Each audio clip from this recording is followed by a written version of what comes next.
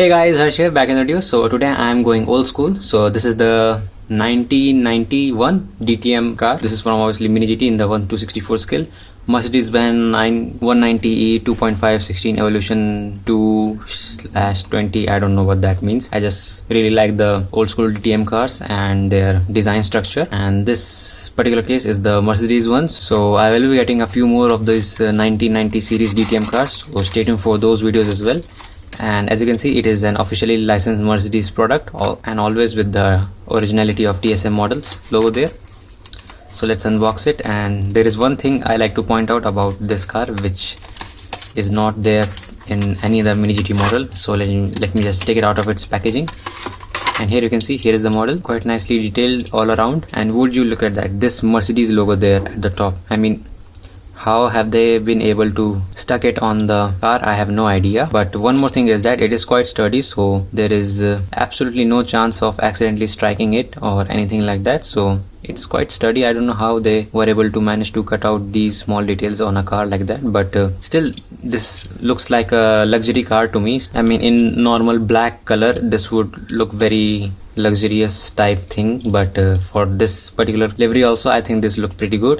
Obviously this is a 4-door car, as you can see. Let's start with the review. So as you can see, at the front we have a number of logos there, a front intake and engine intake there, because I think the engine is still at the front over here in this case. Obviously we have the Mercedes logo on the top. And now moving on to the headlights, we can see that it is quite nicely detailed. These are all plastic insert headlights and they give a very nice look to the car itself. As you can see, they almost look real. And we can see that the Debbie's logo is absolutely blasted everywhere on the car wherever they can find the space, so don't try to ignore that. And if we move on, we can see we have the windshield with another Debbie's logo and some other company, Zack Speed. I don't know if that's the racing team name or whatever, but I don't know. I only buy this car because of its livery and design. So moving on, we can see we have the side mirrors. So these are white painted and they look pretty nice indeed with the car body itself. You can see these are old type mirrors, so they are bound to look good. And as always, they are not they don't have any reflective surface on either of the mirrors. So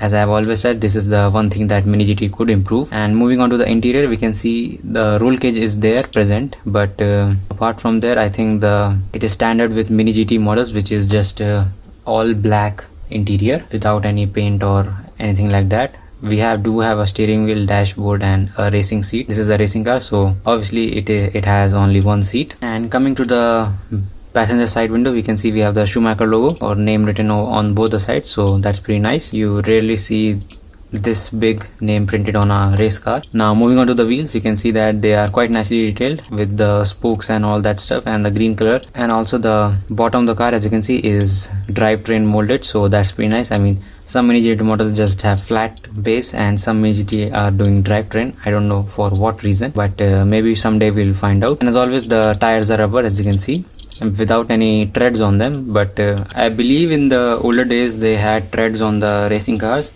You know, if you look at Formula 1 right now, which I am currently watching, there is just a flat tire. That's the case now, but in the earlier days, even if you look at Formula 1, they had some sort of treads on them, but here it is absolutely ignored. So I mean, what else we can do about it. Now moving on to the back side, we can see we have the Shell logo there, and I don't know how to pronounce it, so I'm going to leave it there. Also on the same side, we can see we have quite a few logos, and underneath here as well you can see, which are quite nicely visible. And then finally, if we move to the spoiler side, we can see it is quite nicely placed onto the car itself, so this gives a complete nice look to the car. And if we move to the back, we can see we have the tail lights and the ITR license plate. I don't know what that means, but the headlights are very nicely detailed with plastic inserts and different size color. You can see we have the brake light, the backing up light and the indicator light in yellow color, so pretty accurate detail, along with the Mercedes logo here, which looks absolutely beautiful. And then if we move to the bottom side, we can see we have this silver painted exhaust pipe, which is black painted on the inside, which, I mean, what else you could ask for in an exhaust system for a diecast model. So this checks all the boxes for me. So the overall car quality is pretty good. I mean, if you take account for the Mercedes logo that's on here and the grille,